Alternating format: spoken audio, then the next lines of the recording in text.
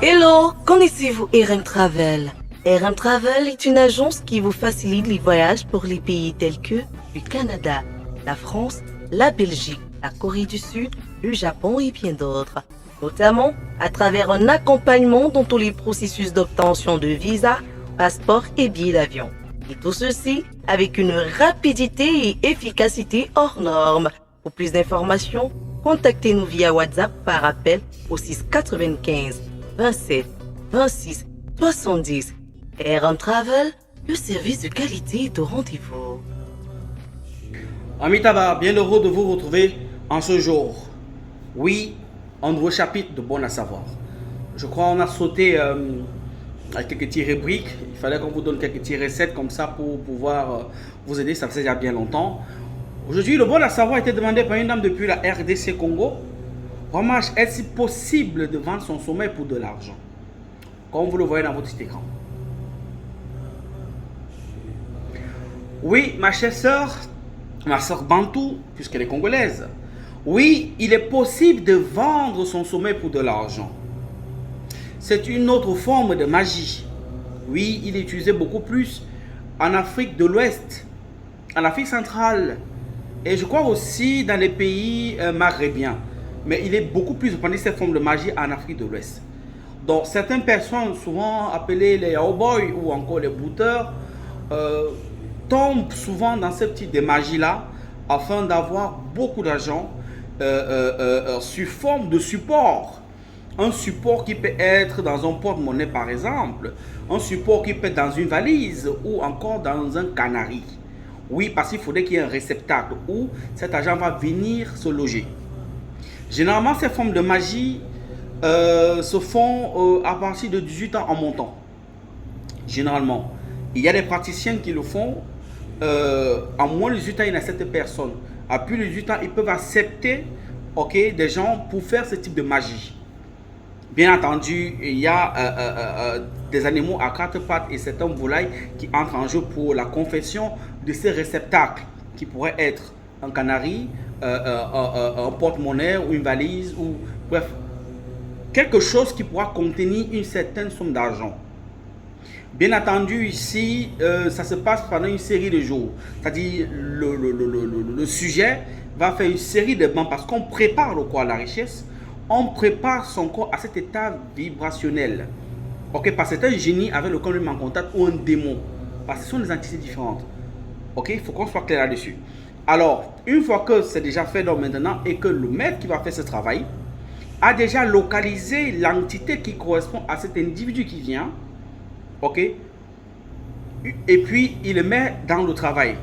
Certains ont déjà des divinités spécifiques qui donnent ce type de pouvoir. C'est-à-dire que quand tu viens demander, il sait dans son sanctuaire quel couloir où il t'amène. Si c'est quelqu'un qui fait par exemple dans le vaudou, il sait déjà quel est le Dieu qui va te donner ce type de puissance que tu veux avoir de l'argent. Bien évidemment en échange de quelque chose. Maintenant, le sommeil, pourquoi? Parce que le sommeil c'est un piège, bien évidemment, mais il y a beaucoup, on va dire comme ça, de techniques pour avoir cette substance-là qu'on appelle l'argent. Il faut qu'on soit clair là-dessus. Maintenant, qu'en est-il réellement, on va dire, du sujet qui va faire le rituel? Le sujet qui doit faire le rituel doit s'en tenir à les règles, au strict respect de ce que le maître va le lui recommander, c'est-à-dire le praticien de cette discipline spirituelle. Avant de le faire, le monsieur lui dit, voilà, c'est-à-dire, pour ceux qui pensent souvent qu'on leur force, que certains praticiens leur forcent à faire ceci, non. Ces gens viennent consciemment, souvent, ces jeunes enfants, et parfois même quand on leur conseille, ils refusent d'entendre raison. D'autres viennent en pleurant, d'autres viennent en suppliant, et parfois certains confrères, on va dire ça comme ça, mais bon, disons confrères. Certains confrères se trouvent en train de leur faire ce genre de pratique. À ce qui me concerne, vous connaissez déjà la réponse. Dégagez. Maintenant, pour que vous ne puissiez pas jouir longtemps de ce type d'argent, les conditions vous sont proposées en fonction du montant que vous voulez avoir. on peut décider que dans le réceptacle, vous allez peut-être recevoir 1 million tous les jours ou peut-être 10 millions tous les jours. Chaque jour. Et généralement, ça va au coucher du soleil. Ça veut dire, pour ceux spécifiquement qui ont vendu le sommeil, ça veut dire que la journée, il doit dormir. Ça veut dire qu'il devient une chauve-souris. La journée, il dort. Bien, quand la première étoile sort du ciel, donc à 19h, pas 18h, à 19h, pap, il se lève. C'est là où son jour doit commencer en fait.